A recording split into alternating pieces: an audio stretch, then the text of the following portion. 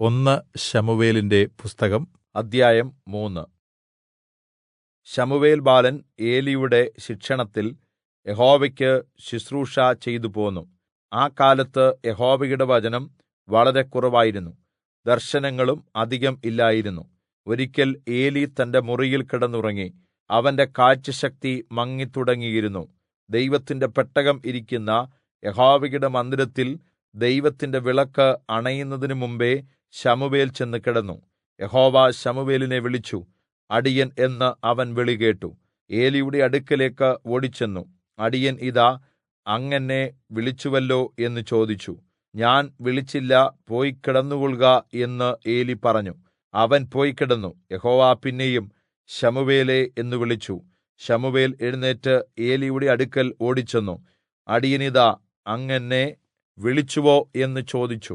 ഞാൻ വിളിച്ചില്ല, മകനേ, പോയി കിടന്നുകൊൾക എന്ന് അവൻ പറഞ്ഞു. ശമൂവേൽ അന്നുവരെ യഹോവയെ അറിഞ്ഞില്ല. യഹോവയുടെ വചനം അവന് വെളിപ്പെട്ടതുമില്ല. യഹോവ ശമൂവേലിനെ 3-ാം പ്രാവശ്യം വിളിച്ചു. വീണ്ടും അവൻ എഴുന്നേറ്റ് ഏലിയുടെ അടുക്കൽ ചെന്നു. അടിയനിതാ, അങ്ങനെ വിളിച്ചുവല്ലോ എന്ന് പറഞ്ഞു. അപ്പോൾ യഹോവയായിരുന്നു ബാലനെ വിളിച്ചത് എന്ന് ഏലിക്ക് മനസ്സിലായി. ഏലി ശമൂവേലിനോട്, പോയി കിടന്നുകൊൾക, ഇനിയും നിന്നെ വിളിച്ചാൽ യഹോവേ അരുളിച്ചെയ്യണമേ, അടിയൻ കേൾക്കുന്നു എന്ന് പറഞ്ഞുകൊള്ളണം. അങ്ങനെ ശമൂവേൽ തന്റെ സ്ഥലത്തു ചെന്ന് കിടന്നു. അപ്പോൾ യഹോവ വന്ന് മുമ്പിലത്തെ പോലെ ശമൂവേലേ, ശമൂവേലേ എന്ന് വിളിച്ചു. അതിന് ശമൂവേൽ, അരുളിച്ചെയ്യണമേ, അടിയൻ കേൾക്കുന്നു എന്ന് പറഞ്ഞു. യഹോവ ശമൂവേലിനോട് അരുളിച്ചെയ്തത്, ഇതാ, ഞാൻ യിസ്രായേലിൽ ഒരു കാര്യം ചെയ്യും, അത് കേൾക്കുന്നവർ ഞെട്ടും.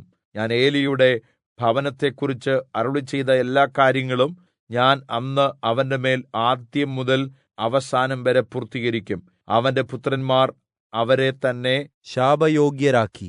എന്നിട്ടും അവൻ മക്കളെ ശാസിച്ച് തടഞ്ഞില്ല. അതുകൊണ്ട് അവന്റെ ഭവനത്തിന് എന്നേക്കും ശിക്ഷ വിധിക്കും എന്ന് ഞാൻ അവനോട് കല്പിച്ചിരിക്കുന്നു.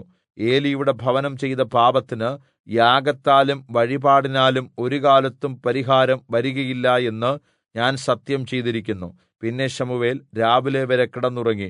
രാവിലെ യഹോവയുടെ ആലയത്തിന്റെ വാതിലുകൾ തുറന്നു. എന്നാൽ ഈ ദർശനം ഏലിയെ അറിയിക്കുവാൻ ശമൂവേൽ ഭയപ്പെട്ടു. ഏലി ശമൂവേലിനെ വിളിച്ചു. ശമൂവേലേ, മകനേ, അടിയൻ ഇതാ എന്ന് അവൻ പറഞ്ഞു. അപ്പോൾ ഏലി, നിനക്കുണ്ടായ അരുളപ്പാട് എന്ത്? എന്നോട് ഒന്നും മറച്ചുവെക്കരുതേ. നിന്നോട് അരുളിച്ചെയ്ത ഒരു വാക്കെങ്കിലും എന്നോട് പറയാതിരുന്നാൽ ദൈവം നിന്നോട് അങ്ങനെ തന്നെയോ അതിലധികമോ ചെയ്യട്ടെ എന്ന് പറഞ്ഞു.